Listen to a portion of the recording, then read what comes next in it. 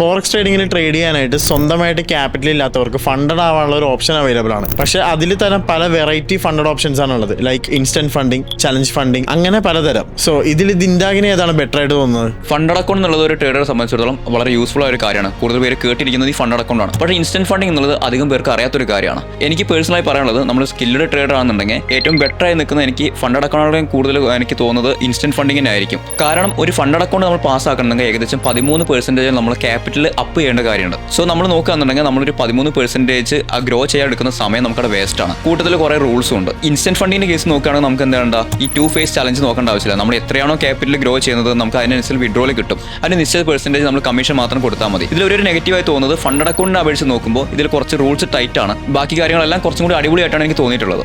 Okay, അപ്പോൾ instant funding ആണ് comparatively കുറച്ചുകൂടെ ബെറ്റർ. ഇൻസ്റ്റന്റ് ഫണ്ടുകൾ തന്നെ ഇപ്പോൾ ഒരുപാട് വെറൈറ്റി കമ്പനീസ് വരുന്നുണ്ട്. സോ ഇതിൽ ഏതാണ് ഒരു ബെറ്റർ ആയിട്ടുള്ള ഒരു ഇൻസ്റ്റന്റ് ഫണ്ടിങ് ഫേം? ആക്ച്വലി അങ്ങനെ സജഷൻ ആയിട്ട് ഞാൻ പറയുന്നില്ല. പക്ഷെ നമ്മൾ പ്രൊഫൈൽ മാച്ച് ഒക്കെ ചെക്ക് ചെയ്യുമ്പോൾ ഏറ്റവും കൂടുതൽ റിവ്യൂസും പേ ഔട്ടും കൊടുത്തുള്ളത് ഇൻസ്റ്റന്റ് ഫണ്ടിംഗ് എന്ന് പറഞ്ഞ ഒരു ചലഞ്ച് ഫേസ് ഉള്ള ഒരു അക്കൗണ്ട് തന്നെയാണ്. സോ കുറച്ചും കൂടി അടിപൊളിയായിട്ട് തോന്നുന്നത് എനിക്ക് അതാണ്. പക്ഷേ ഞാനത് കാര്യമായിട്ട് സജസ്റ്റ് ചെയ്യുന്നില്ല. നമ്മൾ ഏതൊരു അക്കൗണ്ട് എടുക്കുകയാണെങ്കിലും നമ്മൾ പേഴ്സണലായിട്ട് അതിനെക്കുറിച്ച് പഠിച്ചിട്ട് മാത്രം എടുക്കാൻ ശ്രമിക്കാം.